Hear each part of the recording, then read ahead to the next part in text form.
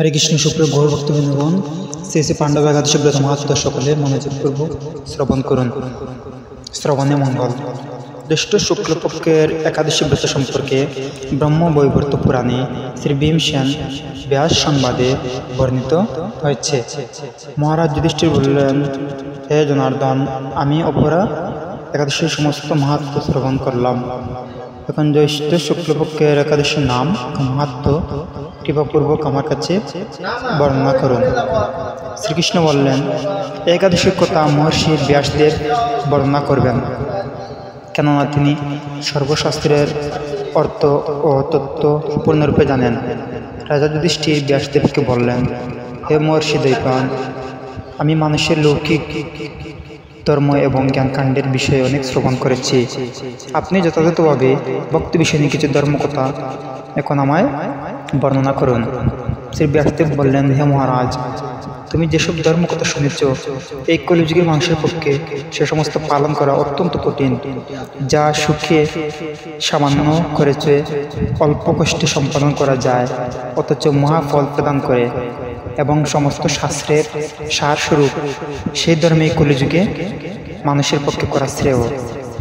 সেই ধর্মকথাই এখন আপনার কাছে বলছি। উভয় পক্ষের একাদশী দিনে ভোজন না করে উপবাস করবে। দ্বাদশী দিনে স্নান করে শুদ্ধ হয়ে নিত্যকৃত্য সমাপনের পর শ্রীকৃষ্ণের অর্চন করবে। এরপর ব্রাহ্মণদেরকে প্রসাদ ভোজন করাবে। অশৌচাদিতেও এই ব্রত কখনো ত্যাগ করবে না। যে সকল ব্যক্তি স্বর্গে যেতে চায় তাদের সারা জীবন এই ব্রত পালন করা উচিত। পাপ কর্মেরত ও ধর্মহীন ব্যক্তিরাও যদি এই একাদশী দিনে ভোজন না করে, তবে তারা যমযাতনা থেকে রক্ষা পায়। শ্রী ব্যাসদেবের এসব কথা শুনে গদাধর ভীমসেন অশ্বত্থ পাতার মতো কাঁপতে কাঁপতে বলতে লাগলেন, হে মহাবুদ্ধি পিতামহ, মাতা কুন্তী, দ্রৌপদী, ভ্রাতা যুধিষ্ঠির, অর্জুন, নকুল, সহদেব এরা কেউ একাদশী দিনে ভোজন করে না। আমাকে অন্ন গ্রহণ করতে নিষেধ করে, কিন্তু দুঃস্ব ক্ষুধা যন্ত্রণার জন্য আমি উপবাস থাকতে পারি না। ভীমসেনের এই কথা ব্যাসদেব বলতে লাগলেন, যদি স্বর্গাদি দিব্যধাম লাভে তোমার একান্ত ইচ্ছা থাকে, তবে উভয় পক্ষের একাদশীতে ভোজন করবে না। তদুত্তরে ভীমসেন বললেন, আমার নিবেদন এই যে, উপবাস তো দূরের কথা, দিনে একবার ভোজন করে থাকাও আমার পক্ষে সম্ভব, কারণ আমার উদরে বৃক নামক অগ্নি রয়েছে। ভোজন না করলে কিছুতেই সে শান্ত হয় না। তাই প্রতিটি একাদশীর পালনে আমি একেবারেই অপরাগ। হে মহর্ষি, বছরে একটি মাত্র একাদশী পালন করে যাতে আমি দিব্যধাম লাভ করতে পারি, এরকম কোনো একাদশী কথা আমাকে নিশ্চয় বলুন। তখন ব্যাসদেব বললেন, জ্যৈষ্ঠ মাসের শুক্লপক্ষের একাদশী তিথিতে জলপান পর্যন্ত না করে সম্পূর্ণ উপবাস করবে, তবে আচমনে দোষ হবে না। ওই দিন অন্নাদি গ্রহণ করলে ব্রতভঙ্গ হয়। একাদশীর দিন সূর্যোদয় থেকে দ্বাদশী দিন সূর্যাস্ত পর্যন্ত জলপান বর্জন করলে অনায়াসে 12টি একাদশী ফল লাভ হয়।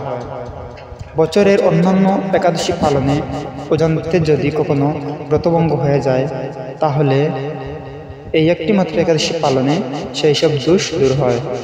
দ্বাদশী দিনে ব্রাহ্ম মুহূর্তে স্নানাদি কার্য সমাপ্ত করে শ্রীহরির পূজা করবে। সদাচারী ব্রাহ্মণদের বস্ত্রাদি দান সহ ভোজন করিয়ে আত্মীয় স্বজন সহ নিজে ভোজন করবে। এরূপ একাদশী পালনে যে প্রকার পুণ্য সঞ্চিত হয়, এখন তা শ্রবণ করো। সারা বছরের সমস্ত একাদশীর ফলেই এই একটি ব্রত উপবাস লাভ করা যায়। শঙ্করচক্র গদা পদ্মধারী ভগবান শ্রীকৃষ্ণ আমাকে বলেছেন, বৈদিক ও লৌকিক সমস্ত পরিত্যাগ করে যারা একমাত্র আমার শরণাপন্ন হয়, এই নির্জলা একাদশী ব্রত পালন করে, তারা সর্বপাপ মুক্ত হয়। বিশেষত কলিযুগে ধন সম্পদ দানের মাধ্যমে, সদ্গতি বা স্মার্ত সংস্কারের মাধ্যমে যথার্থ কল্যাণ লাভ হয় না। কলিযুগে দ্রব্যশুদ্ধি নেই, কলিতে শাস্ত্রোক্ত সংস্কার বিশুদ্ধ হয় না, এই বৈদিক ধর্ম কখনো সুসম্পন্ন হতে পারে না। হে ভীমসেন, তোমাকে বহু কথা বলার আর প্রয়োজন কি? তুমি উভয় পক্ষের একাদশীতে ভোজন করবে না। যদি তাতে অসমর্থ হও, তবে জ্যৈষ্ঠ মাসের শুক্লপক্ষের একাদশীতে অবশ্যই নির্জল উপবাস করবে।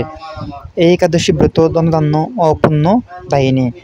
যমদূতগণ এই ব্রত পালনকারীকে মৃত্যুর পরও স্পর্শ করতে পারে না। পক্ষান্তরে বিষ্ণুদূতগণ তাকে বিষ্ণুলোকে নিয়ে যান। শ্রী ভীমসেন ওই দিন থেকে নির্জলা একাদশীর ব্রত পালন করতে থাকায় এই একাদশী পাণ্ডবা নির্জলা একাদশী ব্রত নামে প্রসিদ্ধ হয়েছে। এই নির্জলা একাদশী তিথিতে পবিত্র তীর্থে স্নান, দান, জপ, কীর্তন ইত্যাদি যা কিছু মানুষ করে তা অক্ষয় হয়ে যায়। যে ব্যক্তি ভক্তি সহকারে একাদশী মাহাত্ম্য পাঠ বা শ্রবণ করেন তিনি বৈকুণ্ঠ ধাম প্রাপ্ত হন। গৌর ভক্তবৃন্দগণ, এই হল শ্রী শ্রী ভীমসেন পাণ্ডবা নির্জলা একাদশী ব্রত মাহাত্ম্য কথা। আপনারা কীভাবে পূর্বক সকলে শ্রবণ করবেন, বেশি বেশি হরিনাম জপ করবেন, শাস্ত্রাদি অধ্যয়ন করবেন। হরে কৃষ্ণ কৃষ্ণ কৃষ্ণ হরে হরে, হরে রাম রাম রাম হরে হরে। তাই কৃষ্ণ প্রমানন্দ হরি বল।